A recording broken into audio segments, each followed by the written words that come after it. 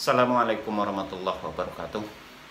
Alhamdulillahirabbil alamin wassalatu wassalamu ala asyrofil anbiya'i wal mursalin wa ala alihi washabihi rasulillahi ajmain. Rabbi shrah li sadri wa yassir li amri wa hlul 'uqdatam min lisani yafqahu qawli. Alhamdulillah, puji syukur kita ucapkan kehadirat Allah Subhanahu wa taala yang telah memberikan nikmat dan karunia kepada kita bersama sehingga sampai pada hari ini kita masih diberikan kesehatan oleh Allah dan rezeki yang melimpah ruah, dan yang tidak kalah pentingnya kita masih berada dalam keadaan iman dan Islam kepada Allah Subhanahu wa taala. Salam dan salam pada junjungan Nabiullah Muhammad sallallahu alaihi wasallam. Allahumma shalli ala Muhammad wa ala ali Muhammad. Uswatun hasanah buat kita semua, buat contoh suri tauladan buat kehidupan seluruh umat manusia. Laqad kana lakum fi rasulillahi uswatun hasanah. Saudara sekalian, kita melanjutkan materi kita pada hari ini berkaitan dengan tanggapan Robert Moore menjawab pertanyaan ataupun tantangan Robert Moore di dalam bukunya The Islamic Invasion. Ini seri yang ke-9 ya. Setelah sebelumnya kita bahas, kita jawab ya. Sebelumnya kita sudah menjawab tiga pertanyaan Robert Moore, di mana dia menanyakan kemarin di dalam bukunya The Islamic Invasion ya, di halaman 90. Dia mengatakan kalau seandainya Muhammad dan Yesus itu diutus oleh Tuhan yang sama, maka logikanya seharusnya ajaran mereka juga sama, tidak berbeda. Nah, begitu, itu logika yang disampaikan oleh Robert Moore, begitu ya. Nah, dia mempertanyakan itu untuk membuktikan, mana itu buktikan, tunjukkan, seolah-olah begitu tuh bahasanya dari tantang Robert Moore itu. Maka kemarin sudah kita bahas satu persatu tentang persamaan ajaran Muhammad Sallallahu Alaihi Wasallam, Nabi Muhammad Sallallahu Alaihi Wasallam dengan Isa ataupun Yesus Alaihissalam, begitu ya. Kemarin baru 3 kita bicarakan. Yang pertama kemarin tentang tauhid, bahwasanya Nabi Muhammad SAW dan Yesus itu sendiri sama-sama mengajarkan tentang konsep tauhid. Tauhid itu adalah konsep mengesahkan Allah, ya, mengesahkan Allah. Jadi baik Muhammad maupun Yesus tidak mengajarkan adanya trinitas ataupun Allah itu ada unsur lain di dalam diri Allah itu. Nah, itu tidak mengajarkan itu. Jadi sama-sama la ilaha illallah laisa kamitslihi syai'un ya. Qul huwallahu ahad. Itu sama-sama mengajarkan itu. Yang kedua, sama-sama mengajarkan tentang syahadat, 2 kalimat syahadat. Kemarin sudah kita bicarakan itu bahwasanya syahadatnya Muhammad adalah asyhadu an la ilaha illallah wa asyhadu anna Muhammadar Rasulullah. Sedangkan syahadat yang diajarkan oleh Yesus adalah apa yang disampaikan oleh Yesus di dalam Yohanes pasal 17 ayat yang ketiga. Bahwasanya dia mengatakan, inilah hidup yang kekal itu, bahwasanya engkau mengenal satu-satunya Allah yang benar dan mengenal Yesus Kristus yang telah engkau utus ya. Jadi kalau diarabkan kurang lebih asyhadu an la ilaha illallah wa Yesus Rasulullah. Itu yang kedua. Yang ketiga adalah kemarin tentang sama-sama mengajarkan sholat ya. Hal yang sangat prinsipal tiga-tiganya ini, tauhid, syahadat, dan sholat. Banyak kemarin ayat-ayatnya bahwasanya bahkan rincian kegiatan sholat itu dijelaskan dengan detail di dalam Injil itu sendiri ataupun dalam Alkitab itu sendiri ya.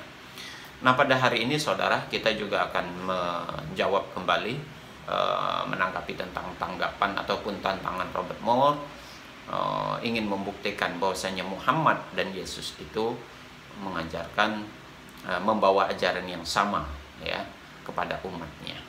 Nah, kali ini kita akan membahas ataupun menjawab persamaan ajaran yang keempat, itu adalah tentang puasa. Indikasi tentang puasa itu sebetulnya antara Muhammad SAW dan umat sebelumnya. Umat yang sebelumnya yang dimaksud adalah ya umatnya Yesus gitu loh. Itu yang terdekat dengan Muhammad. Itu sudah diindikasikan, sudah diberikan sinyal oleh Allah di dalam Al-Quran. Terdapat dalam surat Al-Baqarah ayat 183. Bismillahirrahmanirrahim.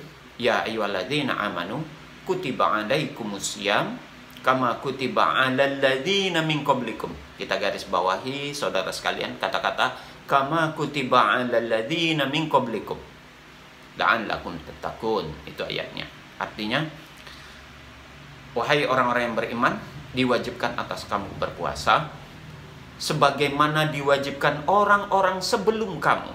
Nah, ini yang kita garis bawahi tadi, orang-orang sebelum kamu, agar kamu menjadi orang yang bertakwa. Kata-kata orang yang sebelum kamu itu adalah umat-umat sebelum Nabi Muhammad, ya, syariat umat Nabi sebelum Muhammad SAW. Dan umat yang terdekat dengan Muhammad, umat Islam dengan umatnya Muhammad adalah umat Kristen yang mereka yakini agama Kristen itu. Yang meski Yesus sendiri tidak mengakui adanya agama Yesus tidak pernah mengatakan dia membawa ajaran ataupun agama Kristen. Kapan itu Kristen muncul nanti kita bicarakan saudara sekalian. Ya, ada waktunya, ada waktunya kita membahas tentang itu. Kapan itu kata-kata Kristen itu mulai muncul dan itu dikukuhkan sebagai nama satu agama. Baik, kembali kepada konsep puasa tadi, bahwasanya Allah sudah memberikan sinyal perintah puasa itu tidak saja kepada umat Muhammad SAW, tapi ada pada umat sebelumnya, begitu ya. Kita langsung saja berbicara kepada umat sebelumnya dan umat yang terdekat kepada Nabi Muhammad, yakni saudara-saudara kita yang Kristiani itu, ya umatnya Yesus, begitu. Nah, Robert Moore mengatakan kalau seandainya Muhammad dan Yesus berasal dari Tuhan yang sama, utusan dari Tuhan yang sama, pasti tidak akan ada perbedaan. Ya, memang benar. Ketiga kemarin sudah kita buktikan. Ini yang keempat. Kalau indikasi itu sudah dijelaskan secara umum di dalam Al-Quran ayat 183 tadi, ya, maka itu disambut kebenaran firman Allah dalam surat Al-Quran surat Al-Baqarah ayat 83 tadi, 183 tadi di dalam Alkitab. Dalam surat Imamat pasal 16 ayat 31, ya. Di sana berbunyi ayatnya begini, saudara sekalian. Hari itu harus menjadi Sabat. Sabat itu nanti ini ada lagi pembahasan kita berkaitan hari Sabat. Ya, apakah hari Sabat itu seperti yang kita lihat sekarang, ya. Sabat itu adalah hari perhentian, hari yang disucikan bagi orang-orang bagi umat Kristiani. Namun yang jadi permasalahan, hari Sabat itu hari apa? Hari Sabtu atau hari Minggu? Nah, itu nanti yang kita bicarakan, ada pembahasannya khususlah tentang itu. Kita lanjutkan dulu ayat surat Imamat pasal 16 ayat 31 ini. Hari itu harus menjadi Sabat, hari perhentian penuh, ya, bagimu, dan kamu harus merendahkan diri dengan berpuasa, ya. Itulah suatu ketetapan untuk selama-lamanya. Ini indikasi adanya, pertama, untuk mensucikan hari Sabat. Yang kedua, adanya perintah untuk berpuasa di hari Sabat itu. Nah, itu ya. Ada perintah puasa, indikasi berpuasa. Jadi hadinya tertentu di situ. Cuman ini sudah agak ditinggalkan ayat ini. Kenapa demikian? Ya, kita lihat saja. Pertama, ketetapan hari Sabat. Sabat itu bahasa lain dari Sabtu, Sabti, ya, di dalam bahasa Arabnya ini kan Aramain, ya, bahasa Ibrani Sabat, sedangkan di dalam Arabnya adalah Sabtu. Maka harusnya ini termasuk dalam kategori Ten Commandment di dalam Taurat itu, ya, 10 hukum Tuhan antara Allah dengan Nabi Musa. Itu ada 10 perjanjian antara Allah dan Nabi Musa, dan itu menjadi konsep utama di dalam kekristenan itu yang disebut dengan istilah Ten Commandment, 10 hukum Tuhan. Salah satunya adalah mensucikan hari Sabat. Nah, cuman konteks pemahaman hari Sabat itu sekarang sudah tidak sesuai dengan yang pemahaman sebelumnya. Nanti sekali lagi kita akan bahas itu. Yang jelas di situ ada perintahkan hari Sabat. Seharusnya kalau mereka juga mensucikan hari Sabat itu dianggap hari Minggu, harusnya mereka berpuasa di hari Minggu gitu. Kemudian kita keluar dari hari Sabat. Di dalam ayat lain, surat Yeremia pasal 36 ayat 9. Surat Yeremia pasal 36 ayat 9. Apa bunyinya? Bunyi ayat itu adalah begini. Adapun dalam tahun kelima pemerintahan Yoyakim bin Yosia, ya, yaitu Raja Yehuda, dalam bulan ke-9. Catat saudara sekalian, di bulan ke-9, ya. Saya ulangi, dalam bulan ke-9 orang telah memaklumkan untuk berpuasa di hadapan Tuhannya, ya. Ingat, di bulan ke-9 ada perintah untuk berpuasa bagi segenap rakyat yang ada di Yerusalem dan bagi segenap rakyat yang telah datang dari kota-kota Yehuda ke Yerusalem. Itu bunyi ayatnya, ya. Saudara sekalian, yang menjadi titik tumpu pembahasan kita adalah di bulan ke-9 itu tadi. Bulan 9 itu bulan apa? Dia tidak disebutkan nama bulannya memang, ya, tidak disebutkan. Cuman ada indikasi angka di situ yang menunjukkan kepada nama bulan yang kita lihat sekarang, saudara sekalian, tentang bulan itu jatuhnya di hari apa bulan ke-9. Kalau dalam bulan Hijriah, yang kita tahu kan Allah itu tidak menggunakan tahun Masehi, tapi yang jelas Islam menggunakan Hijriah, perhitungan Hijriah. Kita lihat bulan pertama adalah Muharram, ya. Kemudian Safar, kemudian Rabiul Awal, kemudian Rabiul Akhir, Jumadil Awal, Jumadil Akhir, ya. Kemudian setelah itu Rajab, Sya'ban, Ramadan. Ke-9 adalah bulan Ramadan, ya. Nanti setelah itu Syawal, ada lagi Zulkaidah dan Zulhijjah. Nah, 12 bulan dalam setahun itu, bulan ke-9 itu adalah jatuh pada bulan Ramadan.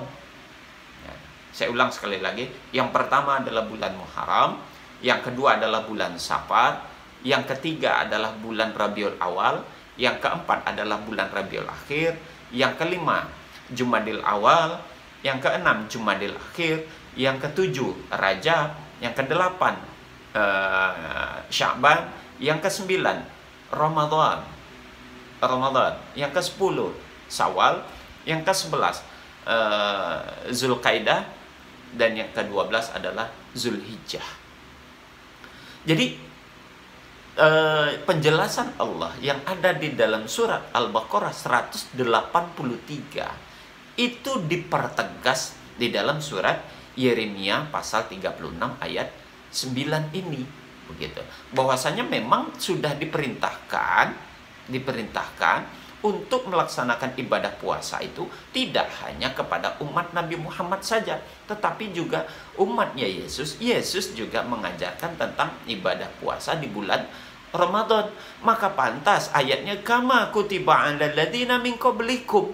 Juga itu puasa Ramadan itu diwajibkan kepada orang-orang umat sebelum kamu. Umat sebelum kamu yang terdekat itu Muhammad adalah umat Nabi Isa ataupun umatnya Yesus. Nah, ini indikasi ini, saudara sekalian, sama ajaran itu. Jadi Robert Moore tidak melihat, tidak menelaah dan tidak meneliti lebih rinci tentang kitabnya sendiri. Bahwasanya ada di dalam Alkitab itu disebutkan tentang ajaran ibadah puasa di bulan Ramadan yang terletak pada surat Yeremia pasal 36 ayat 9. Nah, begitu. Memang tidak disebutkan nama bulan itu, tapi angkanya disebutkan bulan ke-9. Bulan ke-9 itu jatuh pada bulan Ramadan. Begitu. Jadi saudara sekalian, sungguh ironi sekali lagi Robert Moore yang yang memiliki titel seorang doktor ya, S3 di bidang teologi, apologetik, tapi dia tidak paham dengan kitab Injilnya. Dia tidak tahu isi Injilnya, dan dia tidak menelaah dan tidak meneliti lebih rinci dan lebih detail tentang kitab yang dipegangnya. Jadi ini saudara yang menunjukkan bahwasanya baik Islam maupun Kristen, baik Nabi Muhammad SAW maupun Yesus sama-sama mengajarkan syariat ibadah puasa di bulan Ramadan.